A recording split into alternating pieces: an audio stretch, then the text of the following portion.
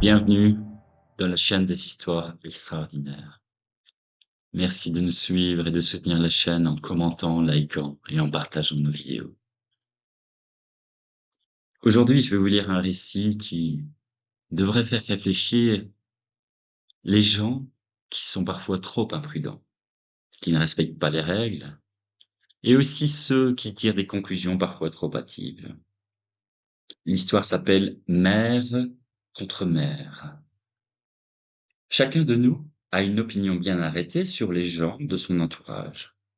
On dit Madame Untel est comme ci, Madame Untel est comme ça.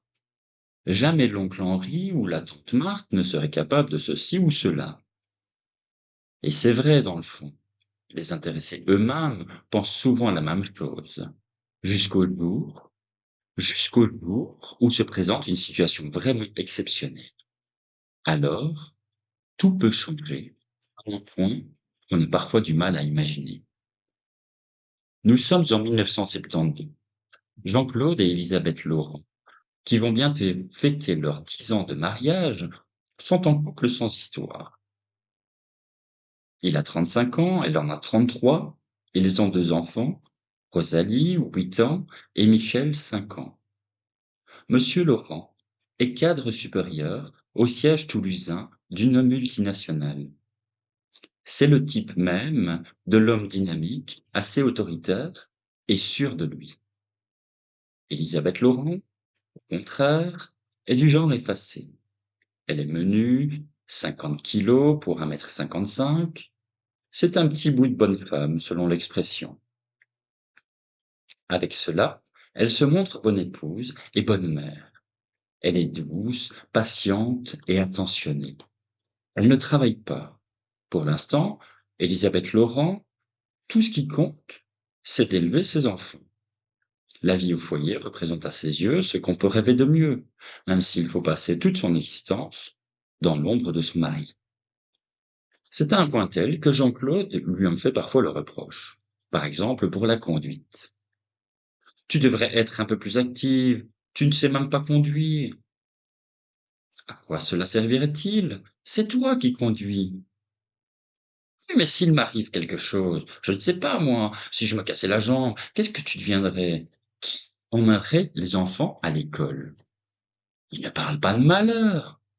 Je ne parle pas de malheur, je parle de choses qui se produisent couramment. Et tu vas me faire le plaisir d'apprendre. Je vais te payer des leçons. Elisabeth affiche un air boudeur, mais elle se plie à la décision de son mari. Elle se plie toujours aux décisions de son mari. Seulement, quelques semaines plus tard, elle annonce à Jean-Claude avec un petit air satisfait: J'ai arrêté mes leçons de conduite. Mon moniteur m'a dit que ce n'était pas la peine. Comment ça, ce n'est pas la peine? Je ne suis pas doué, je confonds tout. Je suis trop inattentive, c'est lui qui dit. Monsieur Laurent regarde son épouse comme on regarde un enfant, et pousse un profond soupir. Ma pauvre Élisabeth, j'espère qu'il ne t'arrivera jamais rien de grave. Élisabeth, d'abord surprise, répond le plus naturellement du monde, avec un charmant sourire. Mais s'il arrive quelque chose, tu seras là, mon chéri. En été 1972, les Laurent ont décidé de faire un grand voyage. Jusqu'à présent, si Jean-Claude se déplaçait beaucoup pour son travail, notamment en Amérique du Nord, Élisabeth connaissait tout et pour tout le Lavandou, où il louait une villa chaque été. Mais cette année-là, elle a eu envie d'aller voir ces pays lointains dont on lui parlait son mari, et ils ont opté pour le Canada. Inutile de dire que les enfants ont été ravis. Ils ont pris l'avion pour la première fois et le début des vacances a été un enchantement. Le Québec, Montréal, le Saint-Laurent et ses îles, tout a plu aux petits et aux grands. Mais ce Trentoul, c'est le clou de leurs vacances. Toute la famille visite la réserve naturelle de la province du Québec, au nord du pays. Monsieur Laurent, qui a les moyens, a bien fait les choses. Ils s'y sont rendus en avion privé et là, ils ont loué une Land Rover pour parcourir les routes et les pistes. Les montagnes, les forêts de sapins, les saumons remontant la rivière, les renards, les cerfs, tout leur arrache des cris d'admiration. Rosalie et Michel n'ont qu'un regret. Ils voudraient à tout prix voir un ours. Et jusqu'ici, bien qu'ils soient nombreux dans la réserve, aucun n'a daigné se manifester. Il est midi. La voiture se trouve à bord d'un plateau qui surplombe une splendide lune. Le temps est radieux et même chaud. Jamais on ne se croirait dans une contrée aussi nordique. Jean-Claude Laurent, décidé de s'arrêter pour pique-niquer sur place. Et tout le monde descend. Élisabeth en tête avec Rosalie portant les couvertures, Monsieur Laurent derrière avec Michel et les provisions. Ce dernier s'adresse à son père d'un ton enjoué. Eh papa, peut-être que cette fois on va les voir, les ours. Peut-être, mais il faudra être prudent. Prudent, c'est Jean-Claude Laurent qui ne l'est pas. Le règlement de la réserve est formel. Il est interdit de sortir de sa voiture. Pour une raison en particulier, on doit rester à l'intérieur. Mais Jean-Claude a trouvé qu'il serait dommage de ne pas profiter d'un tel cadre. Si un danger se manifeste, on pourra toujours remonter dans le véhicule.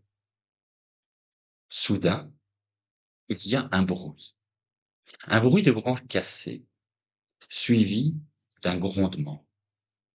Élisabeth serre instinctivement sa fille contre elle et elle se retourne. D'un buisson tout proche, un petit ours vient de surgir. Michel a un cri. Ah! Regarde comme il est mignon! Rosalie fait écho à son frère. Maman, je peux aller le caresser. Élisabeth regarde tous ses yeux. Effectivement, l'ours n'est pas très gros. C'est même un ourson. Il est moins grand qu'elle et il n'a pas l'air agressif. Et il reste là, planté devant eux, un peu ballot, se demandant ce qu'il doit faire. Mais le problème est qu'il se trouve entre les Laurent et leur voiture. Il n'est pas possible, comme l'avait prévu Jean-Claude, de regagner l'auto. Alors, ce dernier se met à crier et à agiter les bras pour le faire fuir. L'ourson le regarde tout étonné, et soudain, il a l'air, effectivement, d'avoir peur. Il s'enfuit derrière les arbres aussi rapidement qu'il est venu. Madame Laurent respire. Même si c'est un ourson, ils ont eu chaud. Rosalie et Michel, qui, eux, n'ont pas éprouvé la moindre inquiétude, manifestent leur désappointement. Mais pourquoi l'ours est parti? On voulait jouer avec lui, c'est pas juste. La voix des deux enfants se tait brusquement, car un autre grondement vient de retentir. Mais il n'a rien de comparable avec le précédent. C'est un rugissement, un hurlement, semblable au son d'une meute de chiens de chasse déchaînés. Le nouvel ours vient de surgir sur le chemin, au même endroit.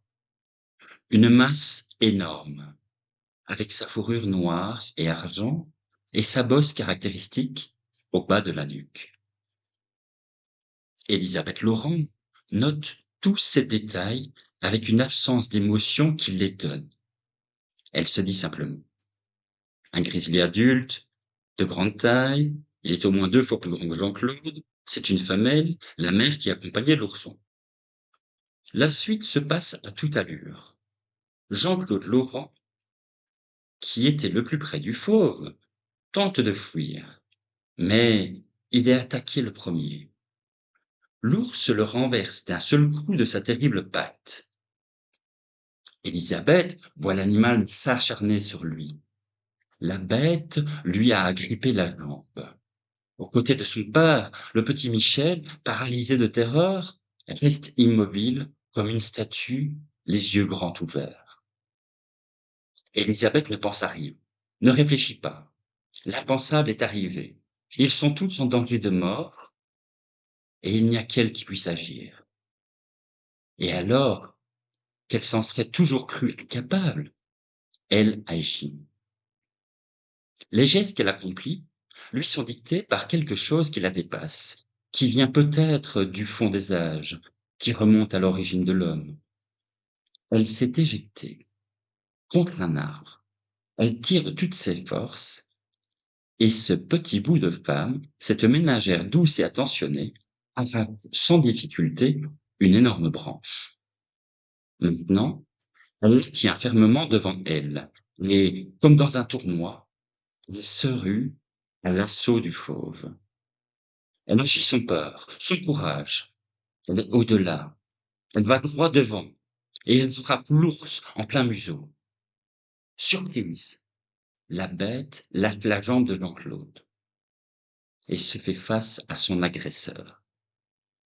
Élisabeth est 2 fois et demie plus petite qu'elle, mais le combat n'est pas inégal. La jeune femme frappe de toutes ses forces, avec sa lourde branche, à la tête, aux pattes, au tronc, des coups terribles, des coups de bûcheron qui font vaciller l'animal. Et au bout d'une minute environ, l'ours, avec un mouvement de corps qui ressemble à un haussement d'épaule, s'éloigne lourdement. Elle l'abandonne. Le combat est terminé. Élisabeth se précipite sur son mari. Sa jambe saigne beaucoup.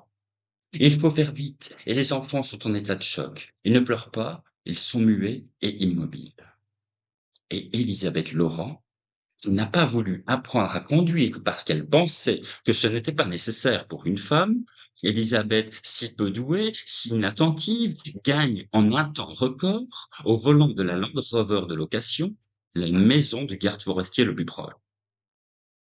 Heureusement, l'hémorragie de Jean-Claude n'est pas grave. Il est rapidement mis hors de danger. Quant aux enfants, ils en sont quittes pour la peur. Pourtant, dès qu'ils ont été remis, Élisabeth a tenu à leur parler de ce qu'il s'est passé. Elle leur a expliqué. Vous savez, il ne faut pas en vouloir à l'ours. Nous avions fait peur à son ourson. C'était aussi une maman qui défendait son petit. Alors, moi aussi, j'ai fait la même chose pour vous défendre. Oui, l'espace de quelques minutes. Le petit bout de femme, l'épouse douce et soumise, s'était elle aussi métamorphosée en une bête féroce, pour la même raison que l'animal qui l'attaquait. Combat mère contre mère, instinct contre instinct. Dans le fond, c'est peut-être pour cela que l'ours n'a pas insisté. Peut-être a-t-elle compris que son adversaire ne faisait elle aussi que de défendre les siens.